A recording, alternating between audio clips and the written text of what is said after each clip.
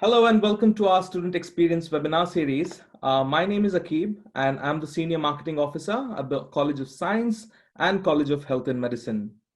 I will be your host for today's session, but before we start, I would like to introduce you to our panelists today. We have Professor Ken Baldwin, who is the Director of the Energy Change Institute at ANU. We also have Daisy, who is currently studying the Master of Energy Change program. So today they're here to share their insights and experience and to answer any questions that you may have. So just let's get started. Hi, Ken. Thanks for joining us today. Could you tell us about yourself, your background, and how you progressed into this field of energy change? Certainly. Thank you, Akib. So I'm a physicist by training, and I worked on physics questions in research for many years.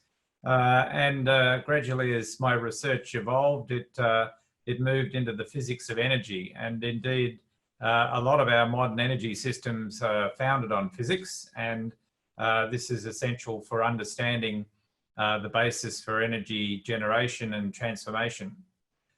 So as those interests developed, it broadened out into technology areas and engineering.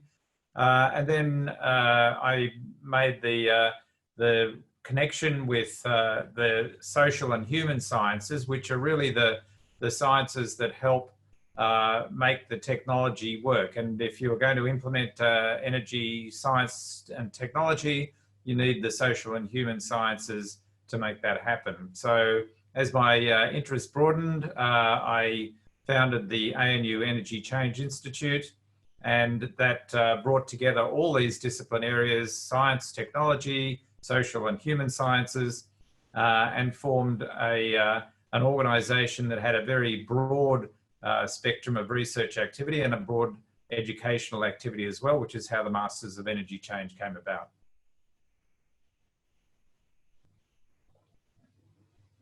Great. Thanks, Ken. That was really wonderful. Daisy, the next thing.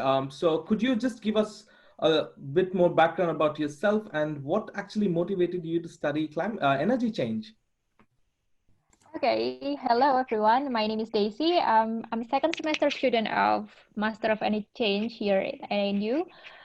Well, back then I graduated from my bachelor degree in 2016, and after that I spent 2.5 years as the assistant for my professor, and also I become a tutor in chemical engineering and chemistry subjects. Well, my motivation studying about the energy change is actually it's pursuing my my passion. So, borrowing a statement from ECI website, climate change is the challenge and energy change is the key. So, we are experiencing the climate change, like the devastated bushfire and then the prolonged extreme weather and unpredictable weather and season. We experience the climate change here and now, and really energy is the key of all activities we have, like starting from economic activities and even our simplest daily activities require energy, and transitioning into greener and more sustainable energy is the key for us to achieve our sustainability as as the most advanced species in this planet Earth. Yeah. Great. You seem to be really passionate about energy change. What did you study as an undergraduate student? I studied chemical engineering. My specialization is a process design, control, and optimization. And I did several projects about energy optimization for industry process. So yeah, energy is pretty much, I've done it since my bachelor study. Great, great. Yeah. And where are you originally from, Dizzy? And when did you move to Canberra, or how are you liking Canberra so far? I'm from Indonesia, especially East Java, Surabaya. I am very much like here in Canberra. I'm enjoying my life here. And I moved last year in 2019. I like Canberra because it's not so crowded here. You know, it's very supportive for you to study here. And yeah, I love it here. Great. Ken, there is a lot of different concepts or thinking about energy change. So, what exactly do you think is energy change, and what are some of the promising projects that can shape our future? Well, yes, there is clearly a massive energy transition that is happening all over the world in response to climate change, and that is a key motivation for a lot of the work that we do here at the ANU Energy Change Institute. And we are very much focused on both the technology solutions and the human science solutions to our energy use in moving towards a largely renewable zero carbon energy system into the future, which includes not just the electricity sector, but all forms of energy use, whether it's in transport, in domestic heating, in industry, etc. But climate change is perhaps the major reason, but it's not the only reason that we're interested in studying energy change. There's also a driving motivation to improve energy access. There's around about 1 billion people in the world who don't have direct access to electricity, for example. And so providing everyone with the opportunity to access the energy that they need is also another reason why we need to look at energy change. For example, if you are thinking of introducing energy into a remote area, then you wouldn't think about the traditional centralized energy generating plant that we have in many countries. You'd be looking much more at distributed renewables such as solar and perhaps even wind. The third area that is driving the motivation behind energy change is energy and security, which is not just the security of oil supply chains, it's also the security of energy in a changing world. So, for example, with extreme weather events arising from climate change, you want to be able to ensure that your energy systems don't collapse and can be easily re-established. You want to also ensure that as we make this massive transition away from centralized fossil fuel generation to distributed renewable generation, that the system remains secure and reliable as well, and indeed is protected from, for example, cyber attacks and the like. So energy security is very important.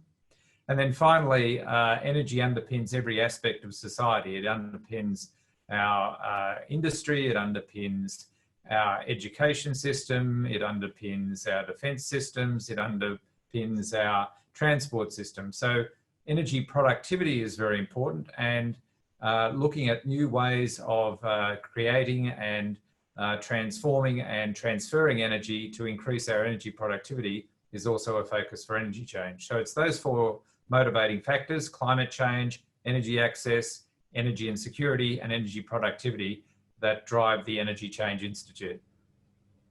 Wow, that's really good to know. Thanks, Ken. Just reminding the viewers, so if you have got any questions, please feel free to send them through in the question and answer tab at the bottom of your screen, and we will take the questions as soon as we complete our conversation. So feel free to send through the questions. Daisy, the next question is for you. So since you've been doing your Masters of Energy Change and you're in your second semester now, why did you decide to do a postgraduate degree after doing a bachelor's degree? What was your motivation, and what made you choose ANU?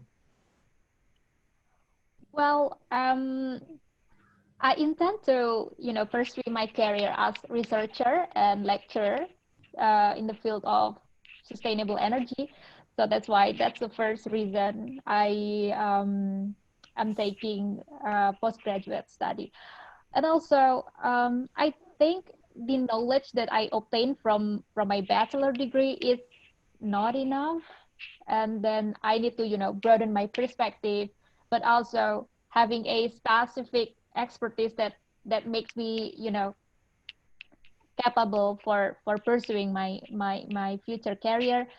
And choosing ANU because, ANU is one of the best university in the world, and this is the the best university in Australia. And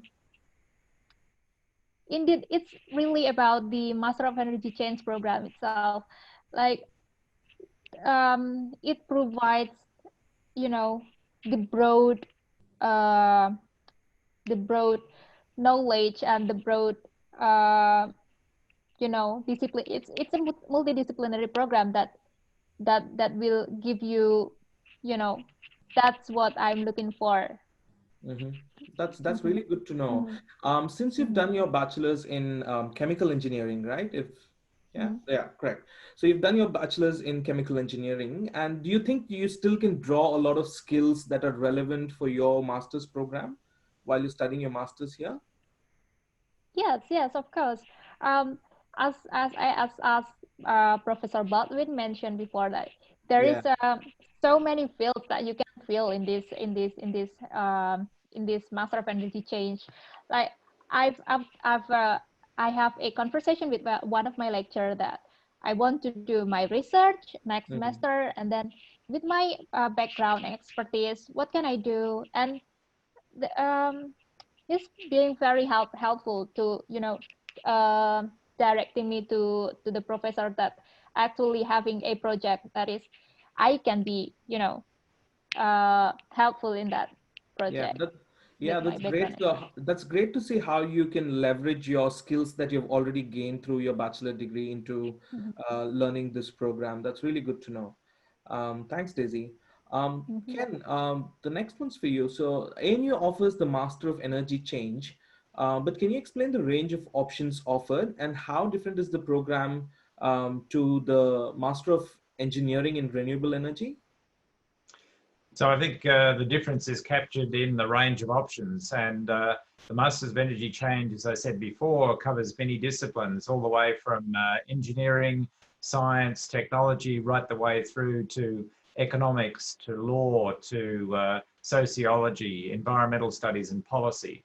And indeed, you need the full spectrum in order to understand the background and the drivers for energy change, and how to best implement energy change in the coming decades. And that's really what the Masters of Energy Change is all about.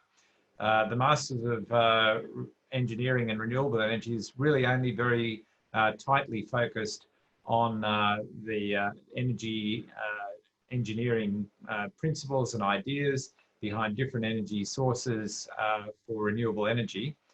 So elements of that are part of the Master of Energy Change degree, but the Master of Energy Change degree clearly gives you many more disciplines to study and to choose from. I would suggest that the Master of Energy Change is available for people from any background. So you can have a degree in law, you can have a degree in science, you can have a degree in economics, and still tailor your studies in the Master of Energy Change degree to suit your needs.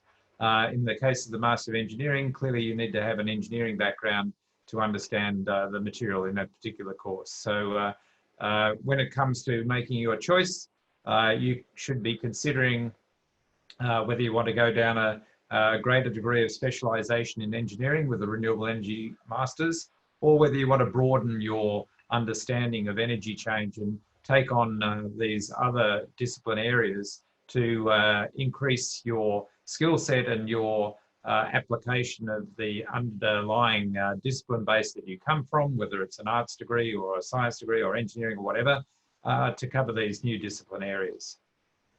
Great.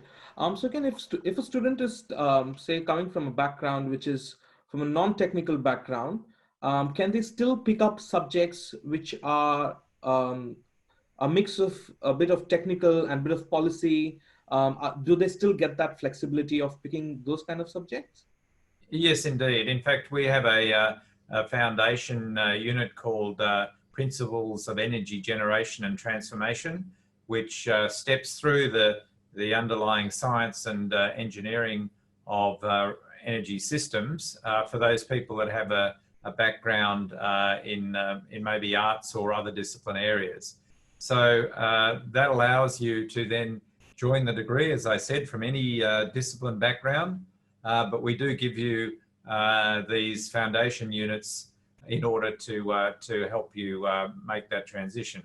And we also have a foundation unit in energy resources and renewable technologies. So those two units together, principles of energy generation and transformation, and energy resources and renewable technologies, are both compulsory courses, which we allow students from a non-technology background to make that bridge and then move on to the rest of the degree. And of course, if you have a background, let's say in engineering or science, which means that you have already covered those topic areas, then we can give you a special dispensation to not take those fundamental compulsory courses and choose something else.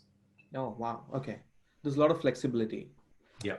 Right. Thanks, Ken. So Daisy, since you're a student, how is your experience studying the Master of Energy Change? And most often, students usually have, some problems or, any doubts in the first years, especially. So whom do you approach when you need some academic help? Well, so far my experience studying here is great, because I'm meeting with various friends from different countries and also different expertise, and we can discuss and exchange ideas about issues happening around the world, especially about the energy and environmental issues. It's great. But when it comes to when I have a difficulty in my lecture, in my course, something like that, I usually come to my lecturer and discuss it with them.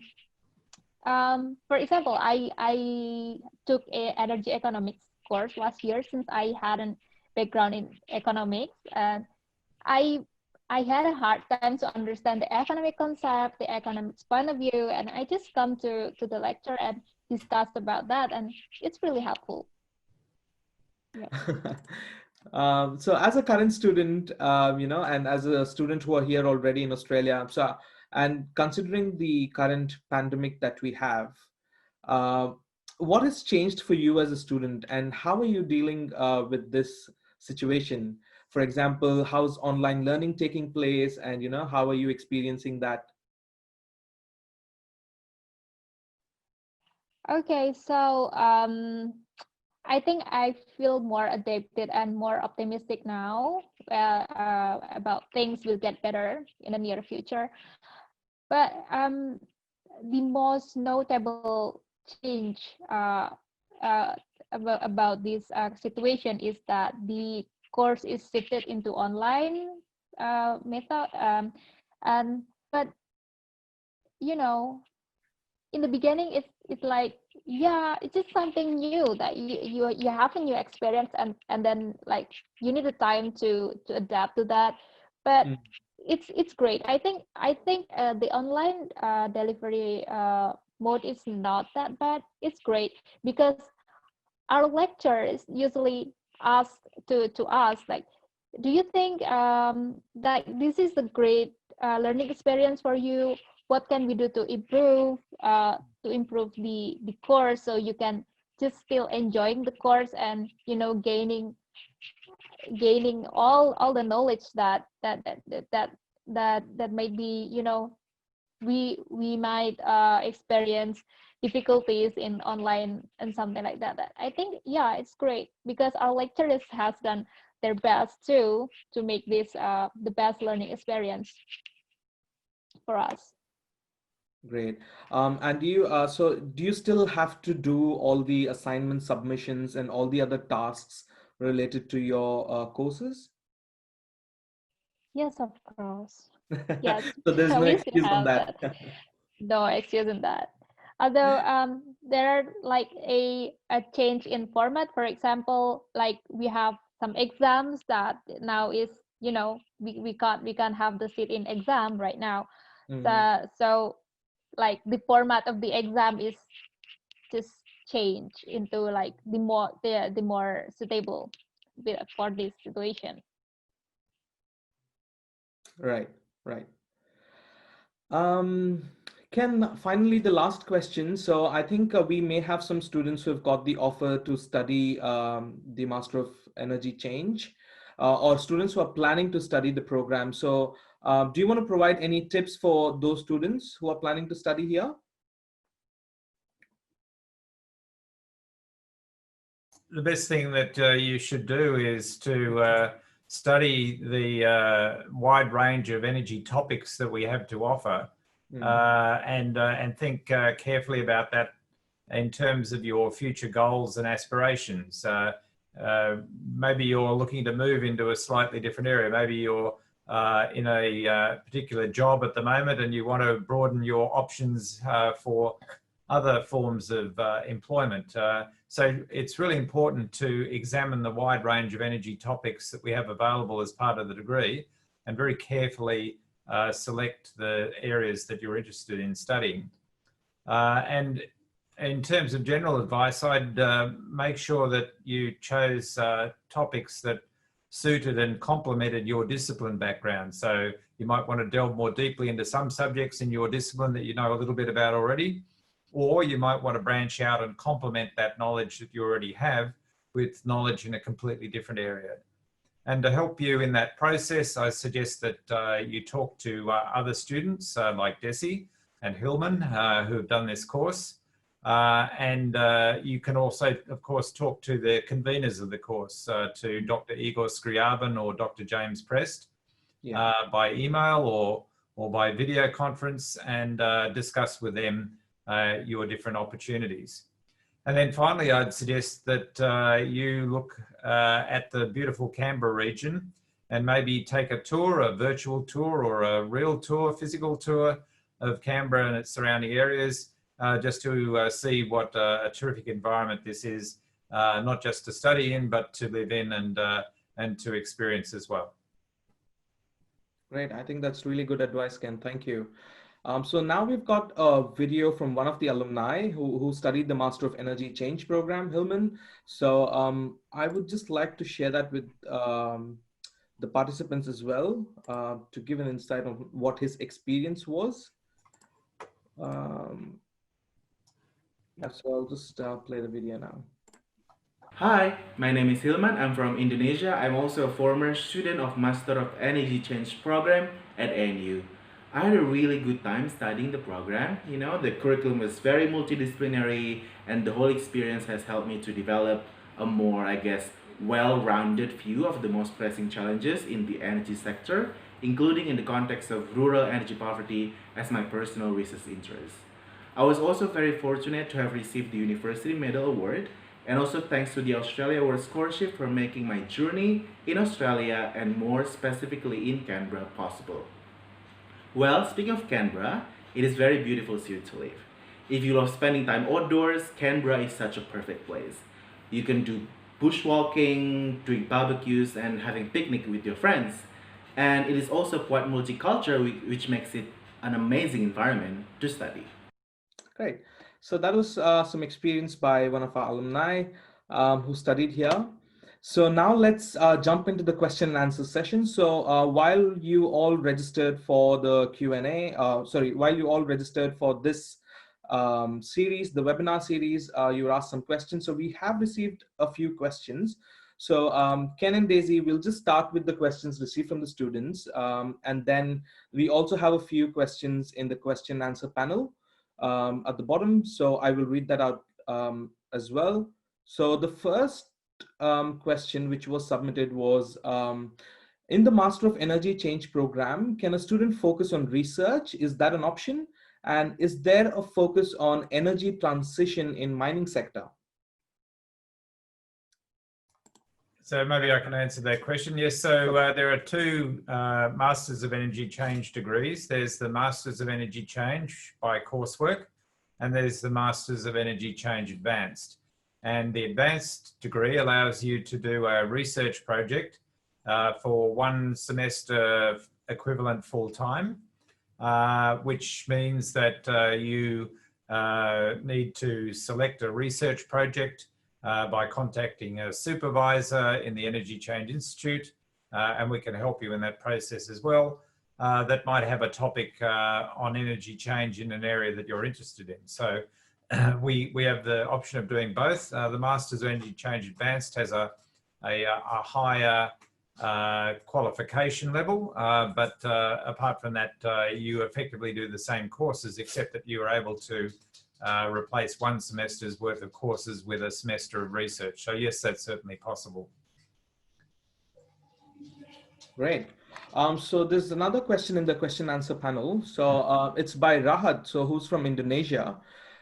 So he wants to know about the Master of Energy Change Advanced program, and he wants to be a part of the Energy Change Institute and wants to specially focus on energy transition with emphasis in energy regulation and governance. So he's just asking, is that a possibility? Is there where the school focus? Is there, can he do that program and can he do some research as a part of that program? Yes, certainly there is an opportunity, as I said, to do research in the Master of Energy Change Advanced. And you simply need to find a supervisor who's in an area that you're interested in and talk to them by email about how to go about designing a project. So yes, certainly that is possible. And I'd encourage you to look at the list of topic areas. Go to the Energy Change Institute's website and look at the 20 energy research clusters and choose from those 20 energy research clusters potential supervisors you might like to talk to. Right. There's another question which states, how does the relation between Master of Energy Change Advanced and the Energy Change Institute? I presume the question is, what is the relationship between the course and the institute? Well, effectively, the Energy Change Institute initiated the Masters of Energy Change degree. Well, when the degree is put together, it's contributed to by discipline areas from all over the university and all 7 colleges. And the lecturers, by and large, are members of the Energy Change Institute. So that's the relationship between the institute itself and the degree. Great. I think we have another really good question, which is, what engineering careers or what careers can one go after getting into this degree or after graduating from this degree program? Yes, if you have an engineering undergraduate degree, then this Masters of Energy Change degree adds value to your existing engineering background and opens up lots of different opportunities which arise from the fact that you have studied different discipline areas as part of the Masters of Energy Change.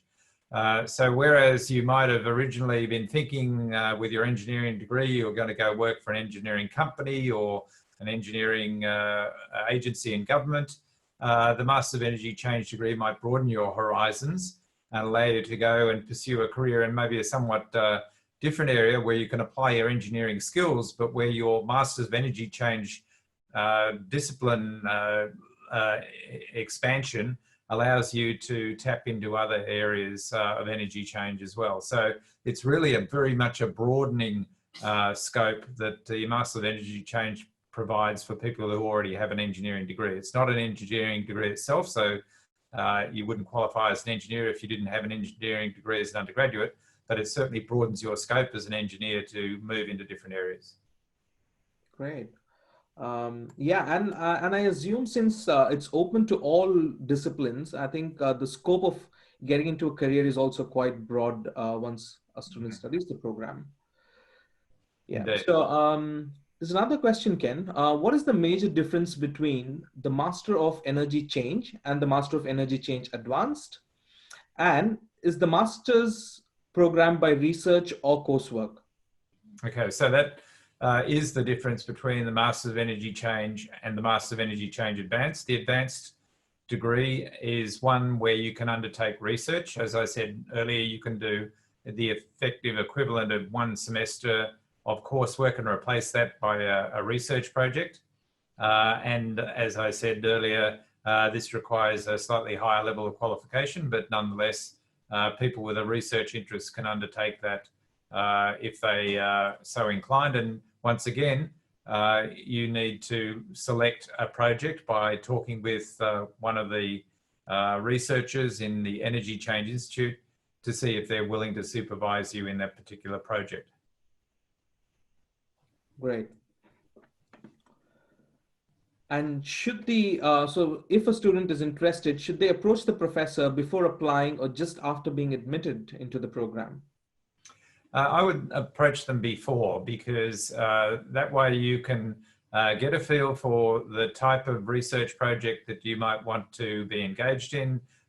You also get an understanding of the sort of environment in which the project might sit. There might be many other team members in the area of research that you could engage with. And I think it's always important to have this knowledge at your fingertips before you actually decide on what degree to apply for. And so more information is good information, basically. Right, right. And I think we have one last question, Ken. So this is from a student. So they're asking, why is human sciences or systems engineering important in the field of energy change? This is true because when you look at implementing new technologies, you have to understand the context in which they are to be implemented. So let's say, for example, you might want to be involved in a company that is installing batteries as part of a remote village system in a Pacific island or something like this. And you've got to understand the social context in which this installation is happening. So having this perspective on how you go about doing that is really important. You've got to understand the energy system. So you've got to have a systems engineering, if you like, approach to understanding how this battery will integrate in with solar, with wind, with conventional fossil fuel diesel backup, with demand management response, so that when it comes to a time of peak load, you can turn particular appliances or industries on and off and cope with the management of the energy that flows in and out of the battery system. So all of these things are important, and the degree gives you an understanding of these other disciplines, which means that you're much better equipped to make good decisions when you move into jobs and employment with companies, with governments, with even research institutions going forward into your career. Right, right. I think that was some really, really good information, Ken. I think those were the end of the questions from the students. So I'm just going to send everyone text in the chat box. So if you have got any questions, feel free to reach out to us. If you want to get in touch with the program conveners, we are happy to put you in touch with them as well. If you have any further questions, yes, you know where to reach out. Thanks, Ken and Dizzy. I think this session was really wonderful and quite informative. And we've got some good response as well. So thank you. So we'll just end the session now.